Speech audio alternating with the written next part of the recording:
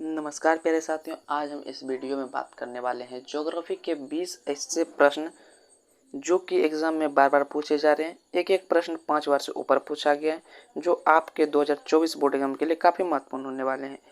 अगर आपने ज्योग्राफी का 4 वीडियो डाला हुआ है, जो कि पार्ट 1, पार्ट 2, पार्ट 3, पार्ट 4 में डाला गया है, अगर वो सभी वीडियो आप नहीं देखे हैं तो इस वीडियो को देख सकते हैं आप। अगर आप उन चारों वीडियो को देख चुके हैं तो इस वीडियो को मत देखिए, क्योंकि वही क्वेश्चन एक वीडियो में प्रोवाइड किया गया है। क्योंकि ये सब क्वेश्चन काफ़ी इंपॉर्टेंट हैं 2024 बोर्ड एग्जाम के लिए। इन सब क्वेश्चन से काफ़ी क्वेश्चन रिपीट होते हैं, इसलिए हमने सोचा कि एक वीडियो बना देते हैं जिसमें 20 क्वेश्चन कवर हो जाए, जो कि काफ़ी इंपॉर्टेंट है। इंपॉर्टेंट नहीं, काफ़ी इंपॉर्टेंट है, क्योंकि एक एक क्वेश्चन 4 से 5 बार पूछा हुआ है, वो आप देख सकते हैं वीडियो में। तो वीडियो को शुरू करते हैं बिना देरी करते हुए। देखेंगे पहला क्वेश्चन क्या है। उससे पहले अगर आपको वीडियो अच्छा लगेगा तो लाइक कर दीजिएगा, सब्सक्राइब कीजिएगा, कमेंट कीजिएगा, अपने दोस्तों के साथ भी शेयर कर दीजिएगा, ताकि हम इसी तरह के इम्पोर्टेंट ऑब्जेक्टिव का वीडियो, सब्जेक्टिव का वीडियो सभी ला सके आपके लिए। तो शुरू करते हैं वीडियो को, देखते हैं पहला क्वेश्चन क्या है। पहला क्वेश्चन है, मानव भूगोल को परिभाषित करें, जो कि देख सकते हैं आप कितना बार पूछा हुआ है। 2011 के बाद 15, 17, 19, 21, 23 2 साल के अंतराल पर कंटिन्यू पूछा जा रहा है। देख सकते हैं आप, काफ़ी इंपॉर्टेंट क्वेश्चन है, तो हम इसका आंसर आपको समझाने का प्रयास करते हैं। इसमें बोला जा रहा है कि मानव भूगोल को परिभाषित करें, यानी परिभाषा दें। क्या है मानव भूगोल? तो मानव भूगोल की निम्नलिखित परिभाषा दी गई है। निम्नलिखित परिभाषा दी है दो आदमी ने, एक दिया है रेटल जेल, एक दिया एलेंसी सैम्पुल। तो पहले हम देखते हैं रेटल जेल के अनुसार क्या है। रेटल जेल के अनुसार मानव भूगोल मानव समाजों और धरातलों के बीच संबंधों का क्या है, संश्लेषित अध्ययन है। रेटल जेल के अनुसार, रेटल जेल कह रहे हैं मानव भूगोल जो है मानव समाजों और धरातल के बीच संबंधों का संश्लेषित अध्ययन है। वहीं एलेंसी सैम्पल क्या कह रही है वो देखते हैं। मानव भूगोल अस्थिर पृथ्वी और क्रियाशील मानवों के बीच परिवर्तनशील संबंधों का अध्ययन है। एलेंसी सैंपल का कहना है मानव भूगोल जो है अस्थिर पृथ्वी, यानी अस्थिर पृथ्वी है, और क्रियाशील मानव है, यानी क्रिया कौन कर रहा है, मानव कर रहा है, के बीच परिवर्तनशील संबंधों का अध्ययन है। तो इस तरह आपको समझ में आ गया होगा ये क्वेश्चन। 23 में पूछा गया, 24 में पूछा जाएगा, नहीं पूछा जाएगा कह नहीं सकते हैं, फिर भी देख सकते हैं आप कितना बार पूछा हुआ क्वेश्चन है। तो इस क्वेश्चन को आप स्किप नहीं करेंगे, सही से इस क्वेश्चन का स्क्रीनशॉट लेके आप लिख लीजिए, याद कर लीजिए, जैसे हो रहा है कर लीजिए। हम समझा दिए तो वैसे तो याद हो ही गया होगा, फिर भी आप स्क्रीनशॉट लेके इस क्वेश्चन को बढ़िया से देख लीजिए, हो सकता है 2024 में भी पूछा जाए। तो दूसरा क्वेश्चन देखते हैं। दूसरा क्वेश्चन भी मानव भूगोल पर ही है, जो कि ये क्वेश्चन भी 2 बार पूछा हुआ है। 2011 के बाद 2020 में पूछा, 9 साल के बाद पूछा हुआ है। देख सकते हैं कितना इंपॉर्टेंट क्वेश्चन हम ला रहे हैं इस चैनल पर। मानव भूगोल के जो कुछ क्षेत्र के नाम बोल रहे हैं, तो इसमें कौन कौन से क्षेत्र आएंगे। तो मानव भूगोल के कुछ उप क्षेत्र निम्नलिखित हैं। मानव भूगोल के कुछ क्षेत्रों के नाम लिखे, या ऐसा भी रह सकता है क्वेश्चन कुछ उप क्षेत्रों के नाम लिखे, इस तरह का भी क्वेश्चन रह सकता है, तो उसके लिए आपको घबराना नहीं है। तो मानव भूगोल के जो कुछ उप क्षेत्र हैं वो है व्यवहारवादी भूगोल, सामाजिक कल्याण का भूगोल, अवकाश भूगोल, सांस्कृतिक भूगोल, लिंग भूगोल, ऐतिहासिक भूगोल, सैन्य भूगोल, आर्थिक भूगोल, ये सभी आते हैं मानव भूगोल में। तो इसमें हो गया, कुछ ही बोल रहा है, एक और है चिकित्सा भूगोल। ये सभी मानव भूगोल में आते हैं। इसका भी स्क्रीनशॉट ले लीजिए, क्योंकि देख सकते हैं आप 2011 के बाद 2020 में पूछा हुआ, उसके बाद नहीं पूछा हुआ है, तो फिर भी हो सकता है 2024 में भी पूछा जा सकता है, इसलिए ये क्वेश्चन भी इम्पोर्टेंट है। देखते हैं तीसरा नंबर क्वेश्चन क्या है। तीसरा नंबर क्वेश्चन है आपके स्क्रीन पर, मानव विकास के 4 प्रमुख घटक क्या हैं, अथवा मानव विकास का 4 स्तंभ कौन से हैं। दोनों क्वेश्चन सेम ही है। इसमें मानव विकास के 4 स्तंभ कौन से हैं, उसमें है मानव विकास के 4 प्रमुख घटक क्या हैं। देख सकते हैं आप, ये क्वेश्चन भी अभी तक में 3 बार पूछा हुआ है, 2011, 17 और 18। 18 के बाद भी ये क्वेश्चन नहीं पूछा गया है। ये क्वेश्चन भी काफ़ी इंपॉर्टेंट है। इस जितना भी इस चैनल पर करवाया जाएगा सब क्वेश्चन इंपॉर्टेंट ही रहेगा। आप सभी क्वेश्चन को सही से देख लीजिए, आपका 2024 बोर्ड एग्जाम में काफ़ी नंबर कंप्लीट हो जाएगा।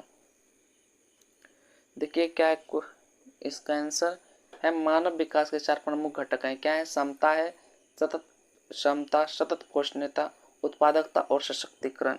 हो गया 4 घटक। अब देखते हैं समता में क्या कहा जा रहा है। समता का अर्थ है लोगों को लिंग, प्रजाति, आय इत्यादि के भेदभाव के विचार के बिना उपलब्ध अवसरों तक पहुंच समान होना चाहिए।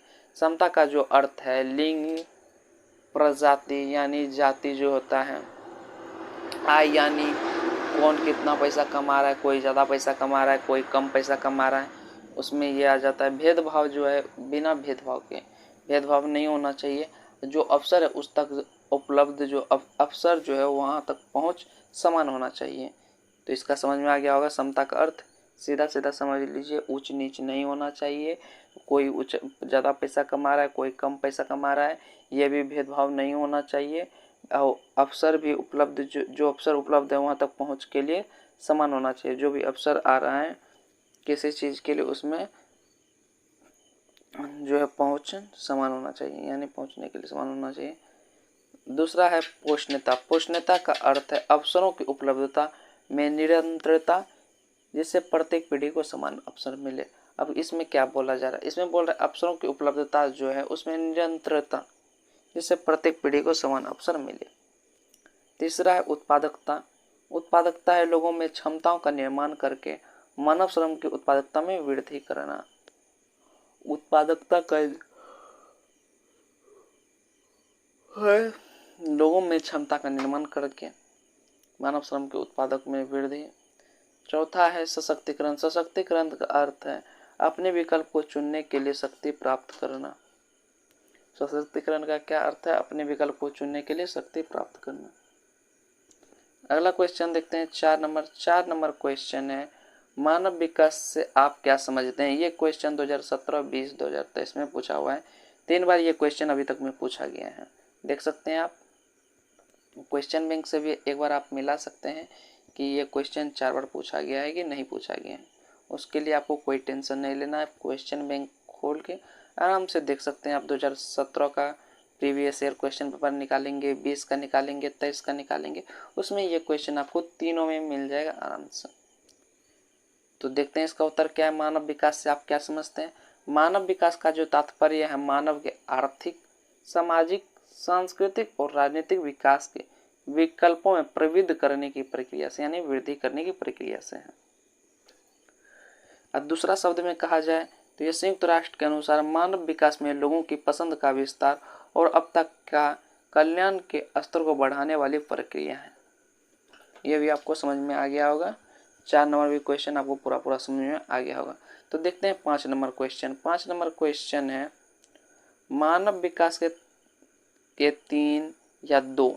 ये क्वेश्चन 2 बार पूछा गया, एक बार पूछा गया 2 मूलभूत क्षेत्र, एक बार पूछा गया 3 मूलभूत क्षेत्र। ये क्वेश्चन भी 2019 और 2021 में पूछा हुआ है।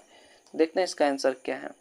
आंसर है स्वास्थ्य, शिक्षा और संसाधन तक पहुंच।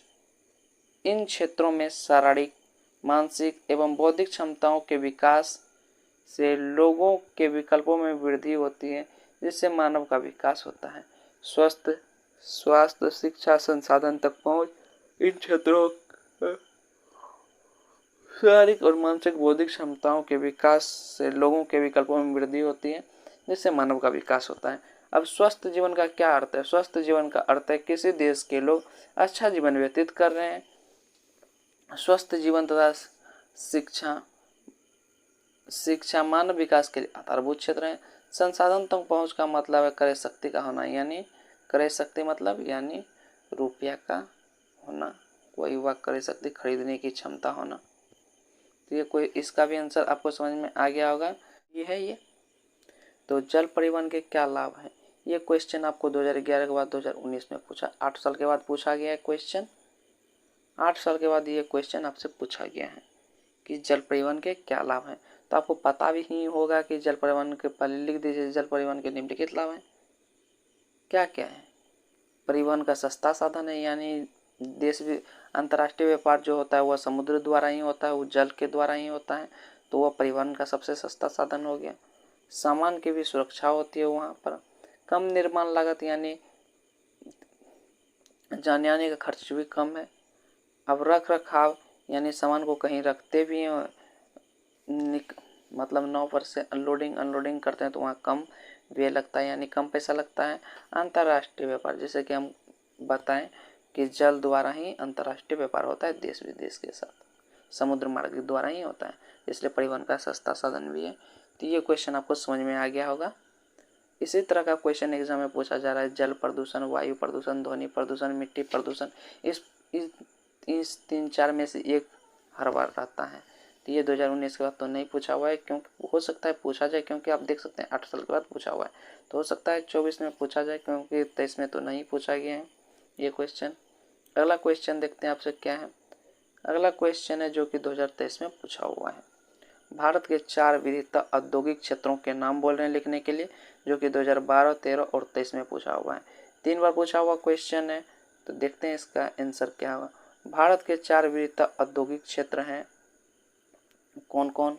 मुंबई है पहला, ये पुणे सोलापुर प्रदेश है। दूसरा है कोलकाता हुगली प्रदेश, यहाँ सौ छूट गए हैं। तीसरा है बंगलुरु चेन्नई प्रदेश। चौथा है अहमदाबाद बड़ोदरा प्रदेश। तो ये आपको समझ में आ गया होगा कि ये 4 प्रदेश हैं, इन चारों का नाम आप याद कर लीजिए, औद्योगिक क्षेत्र हैं ये। अगला क्वेश्चन देखते हैं 8 नंबर। ये क्वेश्चन काफ़ी इंपॉर्टेंट है, देख सकते हैं 4 बार पूछा हुआ है, 12, 13 के बाद 23 में पूछा हुआ क्वेश्चन है। ज्योग्राफी में इसी समय क्वेश्चन आपको नजर आएंगे जो कि बहुत दिनों के बाद पूछे हुए हैं। अगला क्वेश्चन देखते हैं 8 नंबर। 8 नंबर क्वेश्चन है, भारत द्वारा चंद्रमा पर भेजा गया पहला मानव रहित अंतरिक्ष यान कौन था? ये क्वेश्चन 2012 और 2013 में पूछा हुआ है। तो इसका आंसर है, भारत द्वारा अंतरिक्ष में भेजा गया पहला अंतरिक्ष यान आर्यभट्ट था। इसे 1975 में छोड़ा गया था। कब छोड़ा गया था? इसे 1975 में छोड़ा गया था। भारत द्वारा जो अंतरिक्ष में भेजा गया पहला अंतरिक्ष यान है वह आर्यभट्ट है, और इसे कब भेजा था? 1975 में। 1975 में और एक बात हुआ था जो आपको पता होगा, आपातकाल लगा था, उसी समय चंद्रयान भेजा गया था। इस बार चंद्रयान 3 भेजा गया है, जैसा कि आपको पता भी है। देखते हैं अगला क्वेश्चन क्या है। अगला क्वेश्चन है 9 नंबर। उसमें द्वीप क्या है वर्णन करें। 2012 और 2013 का पूछा हुआ क्वेश्चन है, तो इसमें कुछ नहीं लिखना है। उसमें द्वीप जैसा द्वीप है जो हमेशा गर्म रहता है, उसमें द्वीप क्या है? हमेशा गर्म रहता है, हो गया। अगला क्वेश्चन देखते हैं। ये क्वेश्चन भी 2012 के बाद 2012-13 में पूछा हुआ क्वेश्चन है, उसके बाद नहीं पूछा गया। वहाँ क्वेश्चन था जल परिवहन के क्या लाभ हैं। ऐसा ही क्वेश्चन था। 7 नंबर में क्या क्वेश्चन था देख लेते हैं हम फिर से। 6 नंबर में क्वेश्चन था जल परिवहन के क्या लाभ हैं, वही है। इसमें है जल प्रदूषण की रोकथाम के लिए 4 महत्वपूर्ण सुझाव देने के लिए बोल रहा है। जल प्रदूषण को हम कैसे रोक सकते हैं, उसके लिए 4 महत्वपूर्ण सुझाव दें, या चार सुझाव दें। ये क्वेश्चन 2012 और 2013 में पूछा हुआ है। तो हम पहले हेडिंग देंगे कि जल प्रदूषण की रोकथाम के लिए 4 निम्नलिखित सुझाव हैं। सुझाव लिख दीजिए यहाँ, सुझाव हैं। पहला है नदियों में स्नान एवं धुलाई पर पूर्णतः रोक। नदियाँ में जो स्नान और धुलाई पर पूर्ण रोक, यानी उसको पूरा रोक देना है। दूसरा है नदियों में कल कारखानों के दूषित जल साफ सफाई कर छोड़ना। नदी में जो कल कारखाना का जल गिर रहा है, कारखाना का कई सब जल नदी में छोड़ा जाता है, उसको साफ सफाई कर छोड़ना। तीसरा है जल की गुणवत्ता के लिए सदैव तत्पर रहना। चौथा है चिमनी से जो उत्सर्जित धूल कण एवं धूम्र होता है, धुओं को छानना।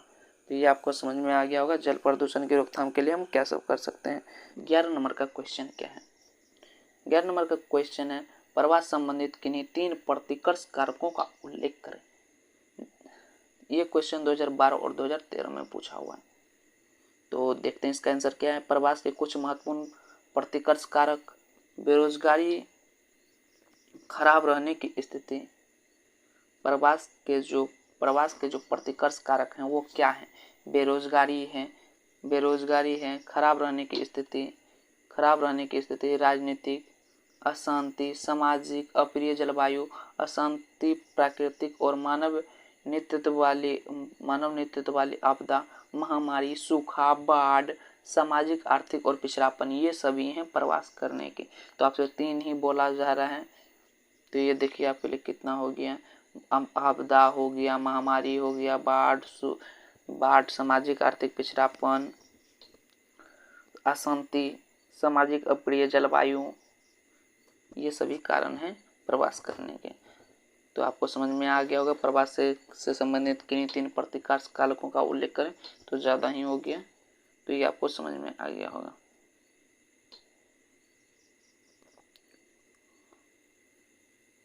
देखते हैं 12 नंबर क्वेश्चन क्या है। ये 12 नंबर क्वेश्चन है 2018 और 2021 में पूछा हुआ है कि पार महाद्वीपीय रेल मार्ग क्या है। पार महाद्वीपीय, तो महाद्वीपों के आर पार बनाए गए तथा इसके 2 सिरों को जोड़ने वाले रेल मार्ग को क्या कहा जाता है? पार महाद्वीपीय रेल मार्ग कहते हैं। ऐसे रेल मार्ग हैं ट्रांस साइबेरियन रेल मार्ग, कनाडियन पैसिफिक रेल मार्ग तथा ट्रांस ऑस्ट्रेलियन पैसिफिक रेल मार्ग, ये सभी रेल मार्ग हैं। इससे क्या कहा जाता है? पार महाद्वीपीय रेल मार्ग कहा जाता है। तो हम इसी तरह के इम्पोर्टेंट क्वेश्चन सब आपके लिए लेकर आ रहे हैं, हिस्ट्री, ज्योग्राफी, पॉलिटिकल, ऑब्जेक्टिव का चैप्टर वाइज। तो इसका तो हम चैप्टर वाइज नहीं ला रहे हैं, फिर भी आपको 250 शॉर्ट टाइप क्वेश्चन कराएंगे। उसके लिए 50 वीडियो हमको बनाना पड़ेगा। उसमें 5 क्वेश्चन तो हर पार्ट में ला रहे हैं। पार्ट 1 में भी 5 क्वेश्चन था, पार्ट 2 में भी 5 क्वेश्चन था, पार्ट 3 में भी 5 क्वेश्चन रहेगा। तो ऐसे करके हम 50 वीडियो लेकर आएंगे। उसमें 250 से ऊपर आपको कंप्लीट करवाने का कोशिश करेंगे, जो कि आपका शॉर्ट टाइप में लगभग 20 क्वेश्चन रहता है, जिसमें से 10 क्वेश्चन बोला जाता है बनाने के लिए। तो आपको 10 से 15 क्वेश्चन आराम से बन जाएगा, तो उसके लिए कोई टेंशन नहीं लेना है। 20 नंबर इससे रहेगा। अब 3 ठो लॉन्ग टाइप लिखना रहेगा, उसमें 6 लॉन्ग टाइप रहेगा। लॉन्ग टाइप का वीडियो भी हम जल्द ला रहे हैं, उसमें थोड़ा सा टाइम लग रहा है टाइपिंग में, तो आपको घबराना नहीं है। लॉन्ग टाइप का भी वीडियो आपको जल्द से जल्द मिलेगा। तो 13 नंबर क्वेश्चन देखते हैं क्या है। 13 नंबर क्वेश्चन है मुक्त व्यापार क्या है। ये क्वेश्चन 2018 और 2021 में पूछा हुआ है। उदारीकरण के प्रभाव के कारण विभिन्न देश आयात शुल्क में कमी तथा आयात की मात्रा पर लगे प्रतिबंध को क्या करते हैं? हटा देते हैं, जिससे किसी देश का सामान सुगमता से दूसरे देश के बाजारों में पहुंच सकता है और बाजार में उस देश के घरेलू उत्पादों के साथ इसकी प्रतिस्पर्धा होती है। इसी व्यवस्था को मुक्त व्यापार कहते हैं। मुक्त व्यापार सीधा समझ लीजिए कि उदारीकरण के प्रभाव के कारण जो है आयात शुल्क में यानी जो टैक्स लगता है उसको हटा देता है, यानी कम कर देता है या हटा देता है। तो उससे जो सामान है बढ़िया से दूसरा देश में पहुंच सकता है, टैक्स नहीं लगता है, तो दूसरे देश के बाजार में आराम से पहुंच जाता है और उस देश में जो है उस घरेलू देश प्रतिस्पर्धा होती है। इसी व्यवस्था को मुक्त व्यापार कहा जाता है, जो टैक्स नहीं लगता उदारीकरण के कारण। अगला क्वेश्चन देखते हैं 14 नंबर। 14 नंबर क्वेश्चन भी 2 बार पूछा हुआ है अभी तक में। 14 नंबर क्वेश्चन है कृषि योग्य व्यर्थ भूमि से आप क्या समझते हैं। ये क्वेश्चन 2018 और 2020 में पूछा हुआ है कि कृषि योग्य जो व्यर्थ भूमि है, कृषि योग्य भूमि है पर व्यर्थ है, उस भूमि से आप क्या समझते हैं। ऐसा इस तरह का पूछा गया क्वेश्चन है, कृषि योग्य व्यर्थ भूमि से आप क्या समझते हैं। तो ये है कृषि योग्य व्यर्थ भूमि वह भूमि है जो पिछले 5 वर्षों तक या अधिक समय तक पड़ती या कृषि रहित है। इस संवर्ग में निम्नलिखित इस वर्ग में सम्मिलित की जाती है। किस वर्ग में? जो 5 साल या उससे अधिक समय से पड़ती है, यानी उस पर कोई खेती नहीं किया गया है, तो इस संवर्ग में सम्मिलित की जाती है। भूमि उद्धार तकनीक द्वारा इसे सुधार कर कृषि योग्य बनाया जाता है, यानी भूमि सुधार का जो वैज्ञानिक और होता है उससे वो सब उसे सुधार कर कृषि योग्य फिर से बना देता है। यानी खाद और का ज़्यादा प्रयोग होता है तो वो भूमि बेकार हो जाता है, तो आपको पता ही होगा।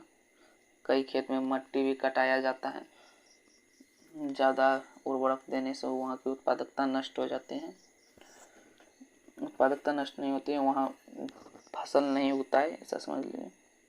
तो अब एक क्वेश्चन और कृषि से निकल कर आ रहा है, लेकिन ये क्वेश्चन 2012 के बाद नहीं पूछा गया। हो सकता है पूछा भी जाए, क्योंकि हम ऐसे बहुत से उदाहरण आपको दे चुके हैं अभी तक में, जो कि कई क्वेश्चन 10 साल के बाद, 9 साल के बाद, 8 साल के बाद पूछा जाता है। तो ये हमको इम्पोर्टेंट लगा, तो हम आपको ये क्वेश्चन भी बता रहे हैं। आपको कृषि कार्य को प्रभावित करने वाले 2 कारकों का उल्लेख करें, तो लिख देंगे कृषि कार्य को प्रभावित करने वाले 2 कारक निम्नलिखित हैं। भूमि की बनावट, भूमि की उर्वरा शक्ति और उर्वरकों का प्रयोग। वही जो बोले उसमें होता है, ज़्यादा उर्वरक का प्रयोग किया जाता है, उर्वरा शक्ति खत्म हो जाती है।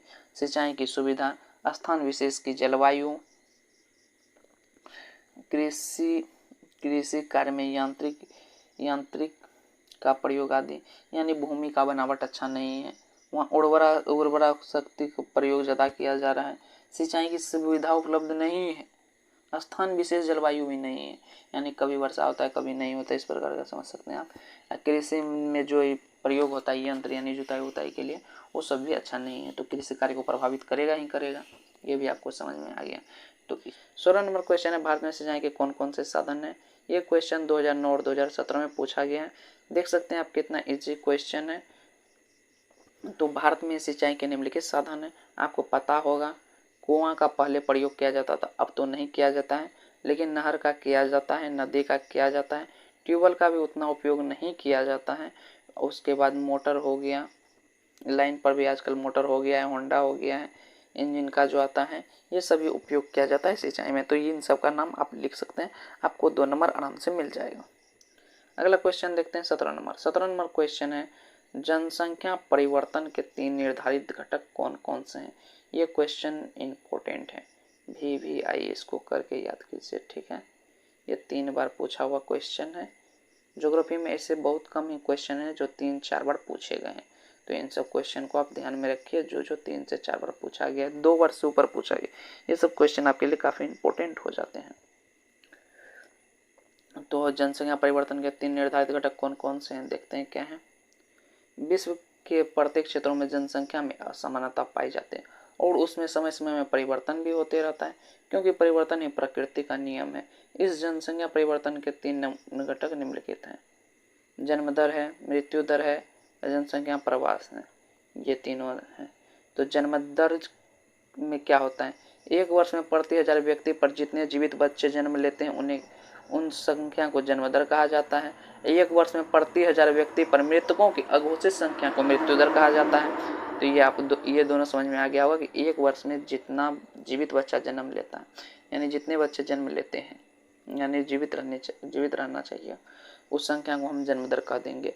अब एक वर्ष में प्रति 1000 व्यक्ति जो है उस पर मृतकों की अघोषित संख्या को मृत्यु दर कहा जाता है। ये भी आपको समझ में आ गया होगा। 3 नंबर क्वेश्चन है, जनसंख्या प्रवास। प्रवास आंतरिक या बाहरी दोनों प्रकार के हो सकते हैं। प्रवास जो है आंतरिक भी हो सकता है या ये बाहर भी हो सकता है। आंतरिक मतलब हो गया एक राज्य से दूसरा राज्य में, बाहरी हो गया देश से विदेश में जाना, तो ये भी आपको समझ में आ गया होगा। अप्रवास या अंतःप्रवास के कारण जनसंख्या में वृद्धि होता है। अप्रवास या अंतःप्रवास के कारण क्या होता है, जनसंख्या में वृद्धि होता है। उत्प्रवास या बाहरी प्रवास के कारण जनसंख्या में कमी हो जाता है, यानी बाहरी प्रवास करेगा, दूसरा देश जाएगा तो जनसंख्या घटेगा ही घटेगा। तो अप्रवास और उत्प्रवास शब्द का प्रयोग अंतर्राष्ट्रीय प्रवास के लिए किया गया है, जबकि अंतःप्रवास और बाह्य प्रवास अंतर्देशीय प्रवास के लिए किया गया है। तो ये भी आपको समझ में आ गया होगा सही से। तो इस क्वेश्चन का आंसर आपको समझ में आ गया होगा। कितना नंबर क्वेश्चन था, क्वेश्चन 17 भी आपका कंप्लीट हो गया। 18 नंबर क्वेश्चन देखते हैं क्या है। 18 नंबर क्वेश्चन है, जन्म दर और मृत्यु दर के बीच अंतर स्पष्ट करें। ये क्वेश्चन 2015 और 2021 में पूछा गया है। तो जैसा कि आपको पता है, किसी देश में एक वर्ष के अंदर प्रति 1000 व्यक्ति पर जन्म लेने वाले जीवित बच्चों को जन्म दर कहा जाता है। जैसा कि हम बताएं, एक वर्ष में प्रति 1000 व्यक्ति पर जितने जीवित बच्चे जन्म लेते हैं उसको जन्म दर, एक वर्ष में प्रति 1000 व्यक्ति पर मृतकों की अघोषित संख्या को मृत्यु दर कहा जाता है। तो यहाँ तक आपको समझ में आ ही गया है। तो उसके बाद हम आपको बता रहे हैं, जन्म दर के अंतर्गत जन्म लेने वाले बच्चे ही सम्मिलित किए जाते हैं, लेकिन मृत्यु दर से आयु जनसंख्या को सम्मिलित किया जाता है। यदि जन्म दर मृत्यु दर से अधिक है तो जनसंख्या में वृद्धि, तथा जनसंख्या से मृत्यु दर अधिक हो तो जनसंख्या में कमी आएगी। तो ये भी आपको समझ में आ गया होगा। 19 नंबर क्वेश्चन है, व्यापार संतुलन से क्या तात्पर्य है। ये क्वेश्चन 2010 के बाद 2020 में पूछा हुआ है, देख सकते हैं आप, 10 साल के बाद क्वेश्चन रिपीट हुआ है, तो इसलिए काफ़ी इंपॉर्टेंट क्वेश्चन आपको बताया जा रहा है। तो इन सब क्वेश्चन को आप इग्नोर नहीं करेंगे। क्वेश्चन है आंसर है, व्यापार संतुलन में प्रत्येक देश कम या अधिक मात्रा में वस्तु का आयात निर्यात करता है। जो भी देश है कम या अधिक मात्रा में कोई भी चीज़ आयात भी करता है, यानी खरीदता भी है और बेचता भी है दूसरे देश को, जिसको आयात निर्यात कहा जाता है। तो वस्तुओं के आयात निर्यात का अंतर जो है व्यापार संतुलन कहलाता है। वस्तु का जो भी आयात करता है और निर्यात करता है उसका अंतर क्या कहलाता है? व्यापार संतुलन कहलाता है। यदि देश किसी देश की निर्यात की जाने वाली वस्तुओं का मूल्य आयात की जाने वाली वस्तुओं के मूल्य से अधिक है तो वह अनुकूल व्यापार संतुलन कहलाता है। क्या है कि कोई वस्तु निर्यात किया गया और आयात की गई वस्तु से मूल्य अधिक है तो वह अनुकूल व्यापार संतुलन कहलाता है। जबकि निर्यात की जाने वाली वस्तुओं की कीमत आयात की जाने वाली वस्तुओं के मूल्य से कम है तो वह प्रतिकूल व्यापार संतुलन या विलोम व्यापार संतुलन कहलाता है। यह भी आपको समझ में आ गया होगा। 19 नंबर 20 नंबर क्वेश्चन है जो कि आखिरी क्वेश्चन है पार्ट 4 का। 20 नंबर क्वेश्चन है भारत में पवन ऊर्जा की संभावनाओं को लेकर। यह क्वेश्चन 2011 के बाद 2013 में पूछा हो, उसके बाद नहीं पूछा हुआ है। क्वेश्चन आंसर इसका भारत में पवन ऊर्जा की अच्छी संभावना है। भारत में जो है पवन ऊर्जा की अच्छी संभावना है। अभी तक भारत में पवन ऊर्जा के क्षेत्र में विशेष प्रगति नहीं हुई है। पवन ऊर्जा जो है विशेष प्रगति नहीं हुआ उसमें, किंतु भविष्य में इसकी अच्छी आशा की जाती है। पवन ऊर्जा की गणना जो है गैर पारंपरिक ऊर्जा स्रोत के रूप में की जाती है। तो ये भी आपको समझ में आ गया होगा।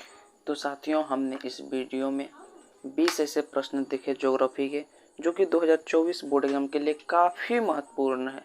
यानी इन सब क्वेश्चन को पढ़े बिना एग्ज़ाम देना संभव ही नहीं है, ये समझ लीजिए, क्योंकि इन सब क्वेश्चन देखे ही होंगे आप। 4 से 5 बार पूछा हुआ है, 3 बार पूछा हुआ है, 5 बार पूछा हुआ है, 6 बार भी पूछा हुआ क्वेश्चन सब है। तो ये सब क्वेश्चन आपके लिए काफ़ी इम्पोर्टेंट है। तो हम इसी तरह के क्वेश्चन आपके लिए तैयार कर रहे हैं और छोटा छोटा पहले वीडियो प्रोवाइड कर रहे हैं जो आपके लिए काफ़ी इम्पोर्टेंट रहेंगे और लॉन्ग वीडियो भी बाद में बना दे रहे हैं। अगर जो साथी हमारे नहीं देख पा रहे हैं शॉर्ट वीडियो को, एक ही बार में कंप्लीट करना चाहते हैं, तो उनके लिए हम लॉन्ग वीडियो भी बना रहे हैं। देख सकते हैं आप 20 प्रश्न हम आपके लिए लेकर आए जो कि आपके लिए काफ़ी महत्वपूर्ण है ही। अगर आपको वीडियो अच्छा लगता है तो लाइक कीजिए, सब्सक्राइब कीजिए, कमेंट भी कीजिए। अगर कोई डाउट रहता है तो उसका 100% रिप्लाई दिया जाएगा आपको। उसके लिए आपको कोई टेंशन नहीं लेना है। अगर आपको वीडियो थोड़ा सा भी समझ में आता है तो सब्सक्राइब कीजिए ही कीजिए, क्योंकि आप देख सकते हैं यूट्यूब चैनल पे कितना कम सब्सक्राइबर हैं और हम कितना वीडियो में कंटेंट आपको दे रहे हैं। वैसे आपको किसी भी पेड जो चला रहे हैं यानी जो पैसा लेके पढ़ा रहे हैं वो सब आपको इस तरह के वीडियो प्रोवाइड नहीं करेंगे जिस तरह के वीडियो हम आपके लिए ला रहे हैं। अगर आपको वीडियो अच्छा लगता है तो वही बोल सकते हैं सब्सक्राइब कीजिए कि आपके दोस्त लोग भी इस तरह का लाभ उठा सके और हम भी कड़ी मेहनत कर रहे हैं। वीडियो आपको अच्छा लगा है तो लाइक कीजिए, सब्सक्राइब कीजिए, कमेंट कीजिए, अपने दोस्तों के साथ शेयर कीजिए। धन्यवाद। प्यारे से मिलते हैं अगले वीडियो।